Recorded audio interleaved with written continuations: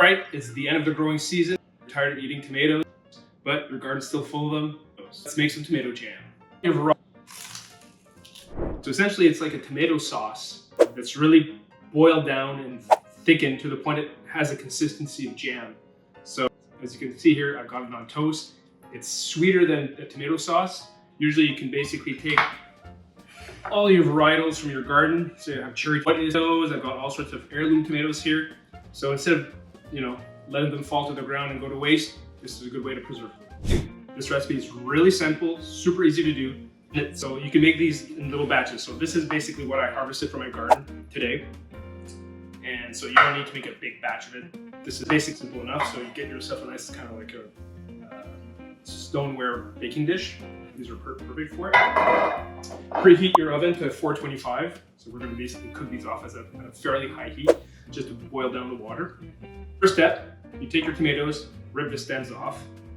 So if you got big tomatoes like this, I like to cut them in half and basically take a knife and take the stem off like this. Rip. So again, careful with your knife. As you can see, I've cut myself and I have myself to cut a thumb condom.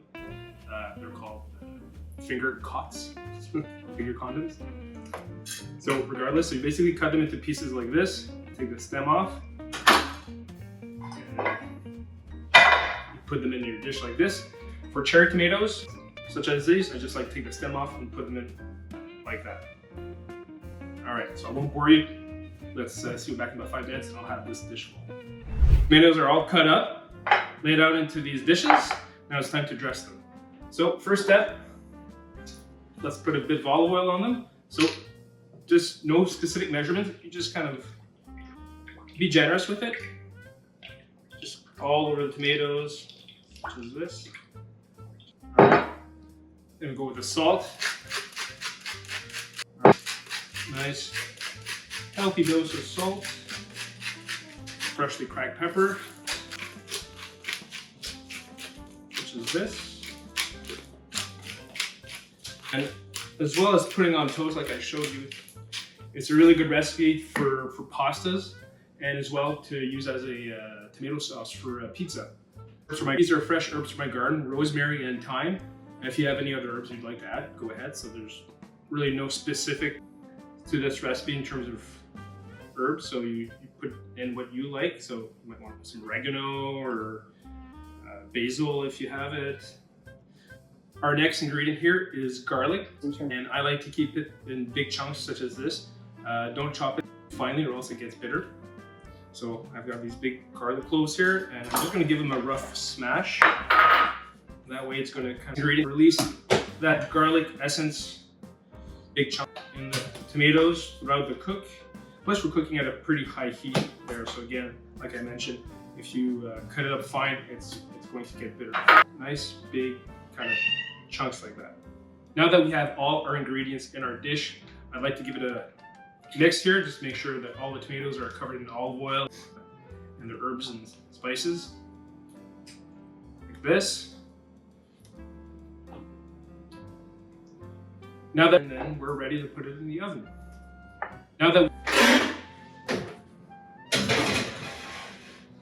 So a few of you have mentioned in my previous videos that I should be oiling my oven. I don't know what you're talking about. Check on it. You basically want to cook down the water in your tomatoes. Basically get this consistency here. So that should take about an hour to an hour and 15 minutes. And check every 15 minutes because near the end when the water's really evaporated, the cook really goes quick. So you really have to keep an eye on it. Yes, Pixie will feed you.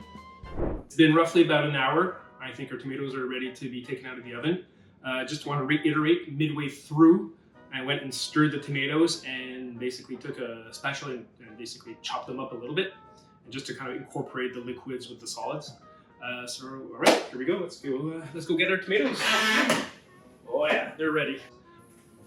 All right, let's take a look. Look at that.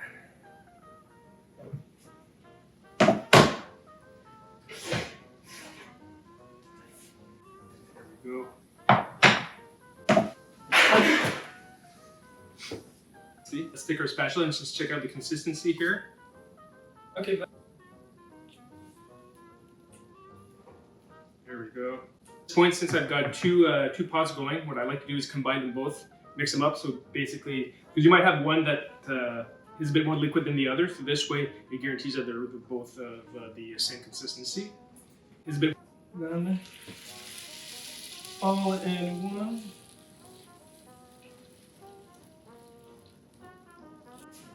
We've got good caramelization there, which means that these are nice and sweet, nice and jammy. Put them into a nice glass dish so we can kind of see our end results.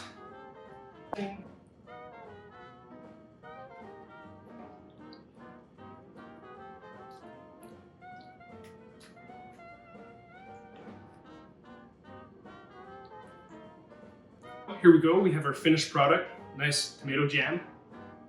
And so at this point, if you want, you can just put it in your fridge and use it throughout maybe the next 3 or 4 days.